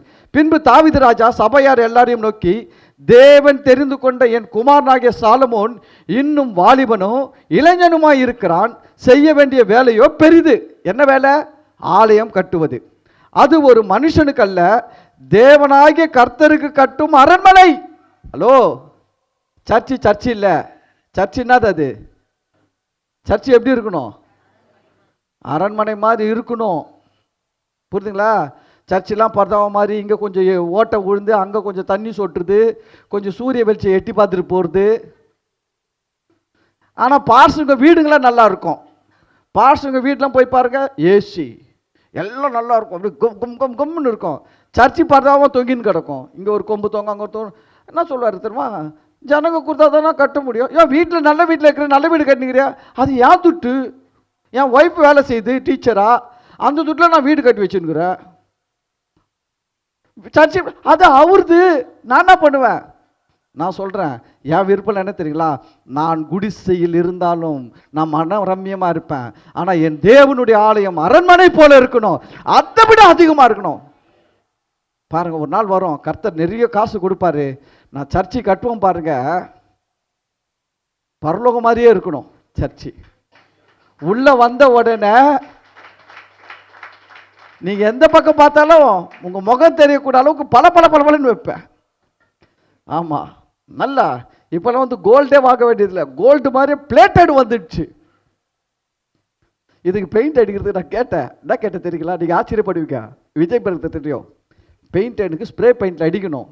எப்படி அடிக்கணும்னா, அதில் மினுக்கிற மாதிரி சில பொருளெல்லாம் போட்டு அடிக்கணும். அந்த மைக்கா மாதிரி கேட்டேன், அந்த மைக்கா எப்படி மினுக்குது, அது போல் பெயிண்ட் அடித்து முடிச்ச பிறகு எந்த பக்கம் பார்த்தாலும் அந்த சவுத்தில் என்ன பண்ணணும், மினுக்கணுங்க அப்படின்னு கேட்டேன். சொல்கிறாங்க, அப்படிலாம் முடியாது பாஸ்டர், அப்படிலாம் இன்னும் பெயிண்ட் வரலட்டாங்க. கர்த்தர் சோத்திரம், சீக்கிரமாக கண்டுபிடிக்கப்பா அந்த பெயிண்டெல்லாம் சர்ச்சை அடிக்கணும். நான் அப்போவே அப்படி கேட்டேன். இது ஒன்றும் கிடையாது, இடிச்சுட்டு கட்ட போகிறேன். நம்ம இடிச்சுட்டு கட்ட போகிறதுக்காக நான் கேட்டேன், சரிங்களா? ஆக்சுவலாக இந்த சர்ச்சு நம்ம இதெல்லாம் பண்ணாமலே அவங்க கொடுத்த நிலைமையிலே கூட நம்ம நடத்தலாம். ஒன்றும் பிரச்சனை இல்லை, நடத்தி இருக்கலாம். ஆனால் எனக்கு இது இல்லை, இதை விட இன்னும் செய்யணும். பாருங்க, இப்போ தாவீது சொல்றாரு, என் சாலமோன், என் மகனாகிய சாலமோன் இருக்கிற வேலை பெரிய வேலை. அது ஒரு மனுஷனுக்கு அல்ல, தேவனாகிய கர்த்தருக்கு கட்டும் அரண்மனை. என்னது? அல்லோ, சர்ச் எப்படி இருக்கணும்? அரண்மனை மாதிரி இருக்கணும். புரியுதுங்களா? உள்ள வந்து வேர்த்து ஊத்திக்கின்னு ஒரே இதுவெல்லாம் இருக்கணும். என்னை பொறுத்தவரையிலையும் இன்னும் கூட காசெல்லாம் வரட்டும், சென்ட்ரல் ஏசி போட்டுருவேன். இப்போ வந்து 6 டன்னு தான் ஓடி இருக்குது. 10 டன் ஏசி, 2 5 டன் போட்டால் போதும். ஆமாம், ஃபேனை போட வேண்டியது கிடையாது.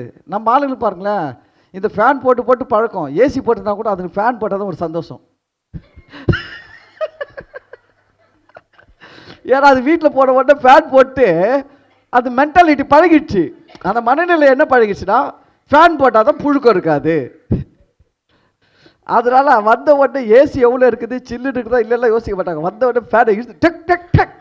நான் யோசிப்பேன், சில்லு தானே இருக்குது, எதுக்கு ஃபேனை? சரி, அது அவங்க பழக்கம். அப்போ தான் கர்த்தர் சொன்னார், அது வீட்டில் அப்படி தான் பழகிடுச்சு, நீ விடு. அதுக்கும் இங்கே வந்து ஃபேனை போட்டால் தான் புழுக்கம் இல்லைன்னு நினைக்கும். நீ அதெல்லாம் ஒன்றும் பேசிக்காதட்டாரு. இன்னைக்கு பேசிட்டேன்.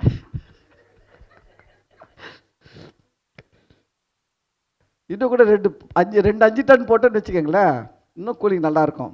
போடணும், நம்மளாம் சர்ச்சு கட்டி இன்னும் நல்லா செய்வோம்.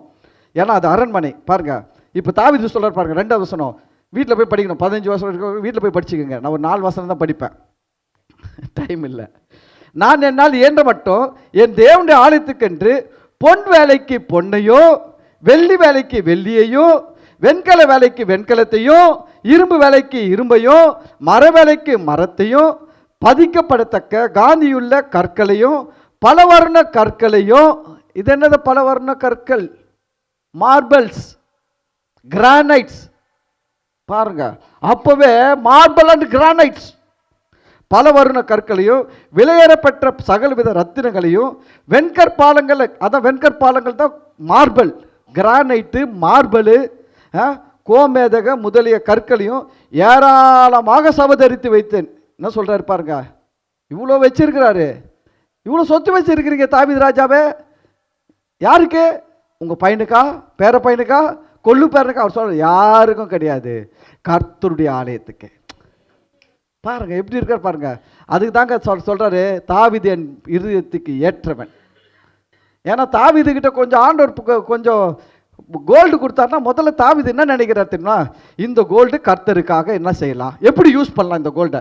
கொஞ்சம் வெள்ளி கொடுத்தா இந்த வெள்ளியை கர்த்தருக்காக எப்படி பயன்படுத்தலாம், கொஞ்சம் வெண்கலம் கொடுத்தா இந்த வெண்கலத்தை கர்த்தருக்காக எப்படி பயன்படுத்தலாம் அப்படின்னு யோசிச்சாரு ஒழிய, இதை வச்சு எத்தனை ஏக்கர், எந்த பெங்களூரில் வாங்கி போடலாமா 200 ஏக்கரு, கோவாவில் 100 ஏக்கர் வாங்கி போடலாமா, இல்லை அமெரிக்காவில் சுவிஸ் பேங்க்கில் போட்டு வைக்கலாமா, அப்படிலாம் யோசிக்கவே இல்லை.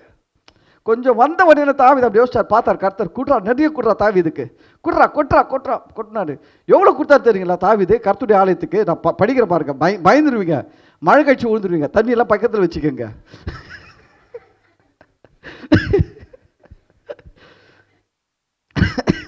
யாரோ திட்டுறீங்க.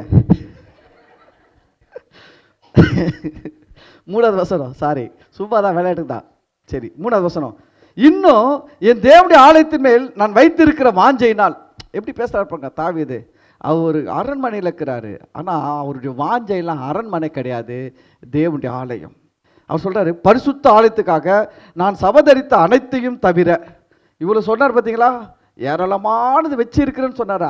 அது இல்லாமல் இவர் பர்சனலாக வச்சுக்கிறார் பாருங்க, பர்ஸில் வச்சிருக்கிறத பற்றி பேசுகிறாரு. இவர் தனியாக இவருக்குன்ட்டு இவர் அக்கௌண்ட்டில் இருக்குது பாருங்க. என் அக்கௌண்ட்டில் இருக்கிற பைசா சொல்லுவாங்க, ஏன் இது எனக்குன்னு வச்சிருக்கிறேன்னு, அந்த எனக்குன்னு வச்சிருக்கிறது அவர் பேசுகிறாரு. நான் என்ன சபதரித்த அனைத்தும் தவிர எனக்கு சொந்தமான பொண்ணையும், கவனிங்க, எனக்கு சொந்தமான வெள்ளியையும், அதை அப்படி தான் படிக்கணும், என் தேவனுடைய ஆலயத்துக்கென்று கொடுக்கிறேன். இது என்னது? இது எனக்கு சொந்தமான பொண்ணு, எனக்கு சொந்தமான வெள்ளினா இவருக்குன்னு தனியாக சொல்லுவாங்க தெரியுமா? என்னதான் இருந்தாலும் பிள்ளைங்களெல்லாம் பார்ப்பாங்கலாம், நம்பாத, உனக்குன்னு கொஞ்சம் வச்சுக்கோ, உதவியாக இருக்கும் சொல்லுவாங்க. அதை பேசுகிறாரு. அந்த இதுவாக எவ்வளோ கொடுத்தாரு படிக்கிறேன் பாருங்க. அவைகள் அறைகளின் சுவர்களை மூடுவதற்காகவும், பொன் வேலைக்கு பொன்னும் வெள்ளி வேலைக்கு வெள்ளியும் உண்டாயிருக்கத்தக்கதாக பாருங்க, கம்மாளர் செய்யும் வேலை அனைத்திற்காகவும் ஓப்பீரின் தங்கமாகிய 3000 தாலந்து தங்கம். எவ்வளோ கொடுக்குறாரு?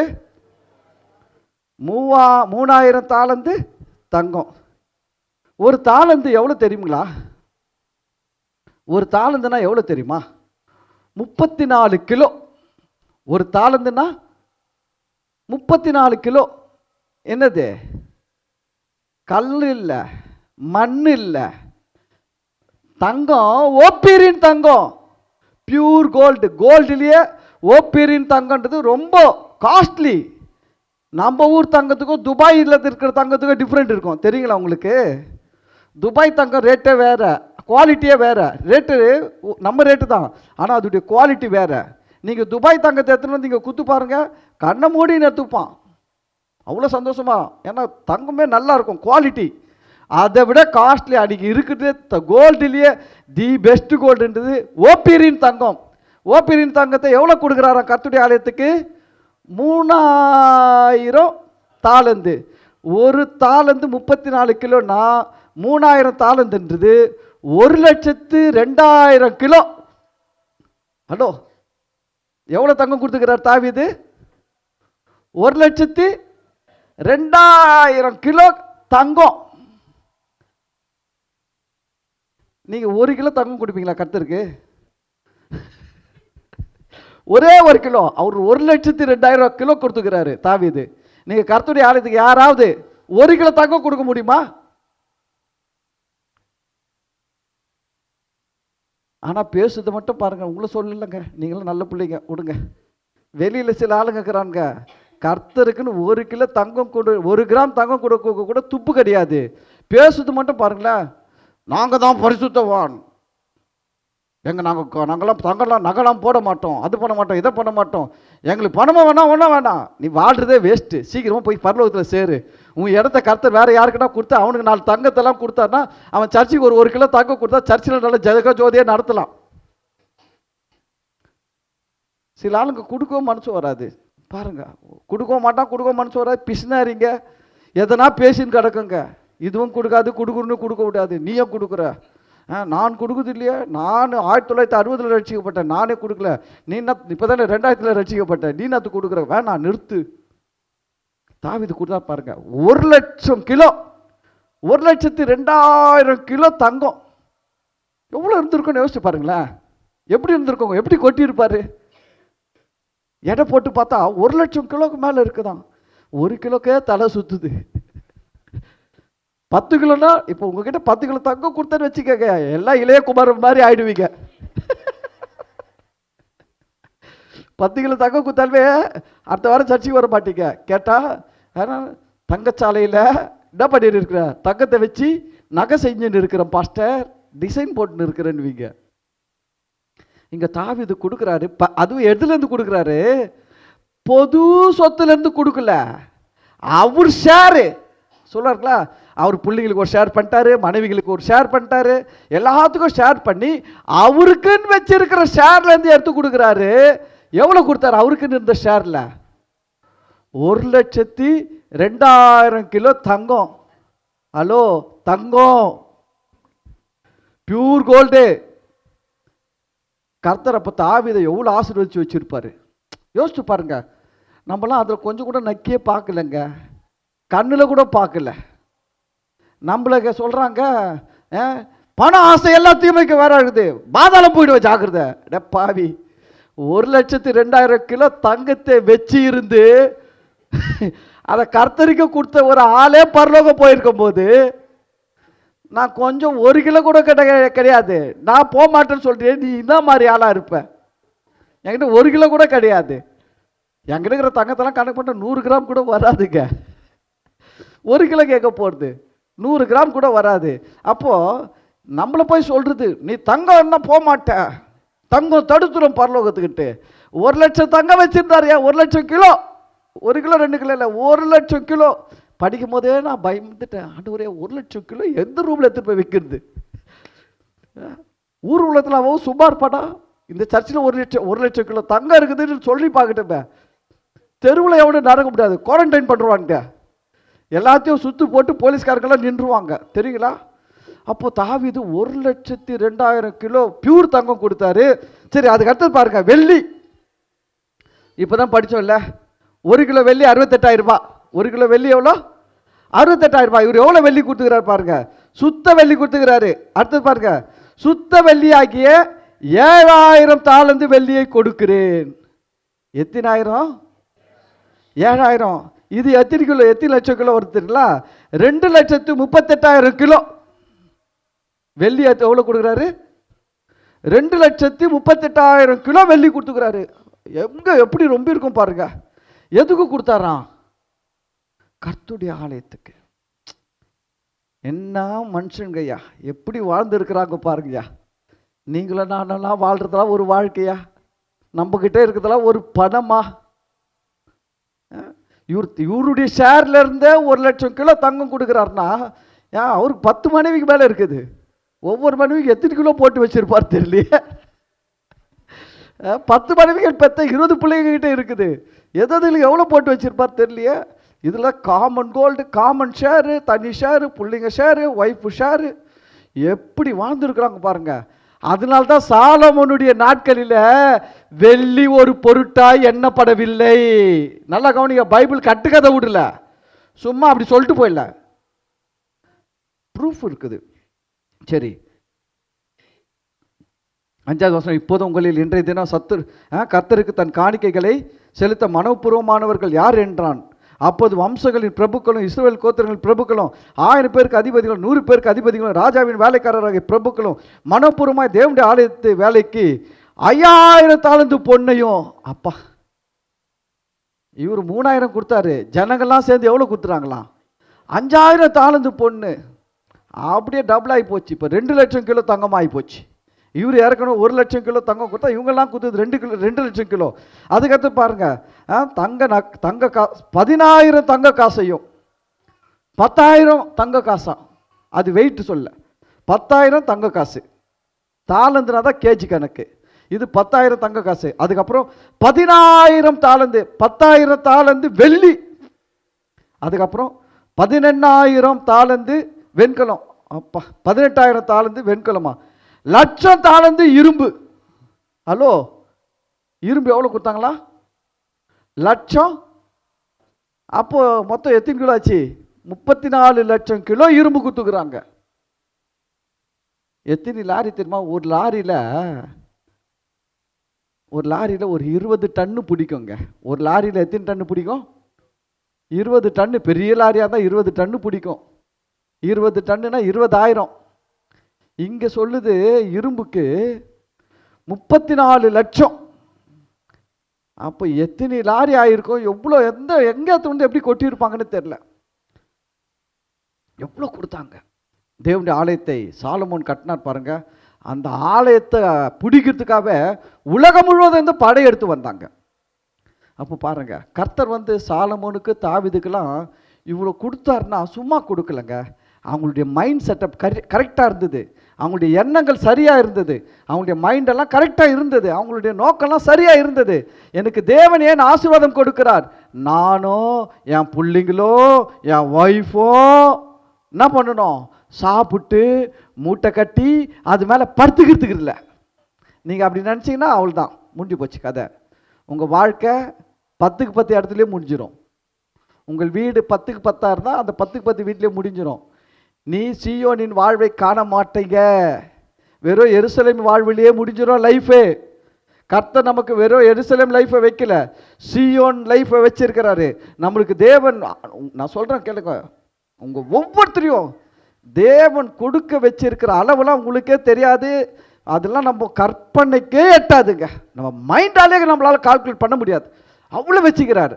ஆனால் ஒன்று, அதெல்லாம் நம்மளுக்கு வரணும்னா மைண்டை மட்டும் சரி பண்ணுங்க. எனக்கு தேவன் கொடுக்குறது எல்லாமே அவருடைய ராஜ்யத்துக்காக நான் செலவு பண்ணுவேன், அதுதான் என்னுடைய நோக்கம் அப்படின்னு நினச்சி பாருங்க. நீங்கள் உங்கள் வீட்டுக்கு செலவு பண்ண முடியாத அளவுக்கு, உங்களுக்கு செலவு பண்ண முடியாத அளவுக்கு தேவன் ஏராளமாய் கொடுப்பார். ஆமே. சரி, அப்போது கோரேஸ்க்கு தேவன் எதனால் கொடுக்குறாரு? இஸ்ரவேல் நிமித்தமும் யாக்கோபின் நிமித்தமும். அப்போ உங்களுக்கு கொடுத்தாருன்னா எதுக்காக கொடுப்பாரு? அப்படி ராஜ்யம். அல்லேலூயா. ஒரு சந்தோஷமா இருங்க, பயப்படாதீங்க. ஐயோ போயிட போகுதுன்னு பயப்படாதீங்க. வந்தால் தாங்க போவோம். உங்ககிட்ட வந்தால் தான் போவோம், வராமல் போவாது. கர்த்தர் உங்ககிட்ட கொடுத்து தான் அவர் வாங்குவார், கொடுக்காம கேட்க மாட்டார். நம் தேவன் வந்து யாருக்குமே கொடுக்காம நீ எடுத்துடுவான்னு சொல்ல மாட்டார், கொடுத்துட்டு தான் சொல்லுவார் எடுத்துடுவா அப்படின்வார். அதில் தீர்மானம் பண்ணுங்க. முதல்ல நீங்கள் கொடுக்கல, ரெண்டாவது ஒரு தீர்மானம் பண்ணுங்க. மனசார ஆண்டு சொல்லுங்க, ஆண்டவரே நீங்கள் எனக்கு ₹1 கொடுத்தா கூட அதில் நான் ஃபஸ்ட்டு உண்மை நேசிக்கிறதுக்கு அடையாளமாக தசம பாகத்தை 10 காசை எடுத்து வச்சிருவேன் ஆண்டவரே. வெறும் அந்த 10 காசோடு கொடுத்துட்டு திருப்தி ஆகிடக்கூடாது. என்னால் எவ்வளோ முடியுமோ அதில் அவ்வளோ நான் கொடுப்பேன்ட்டு. நான் என் லைஃப்பில் ஒன்று கண்டுபிடிச்சேங்க, சொல்லி முடிச்சிடுறேன். நான் ஒன்று கண்டுபிடிச்சிருக்கிறேன்.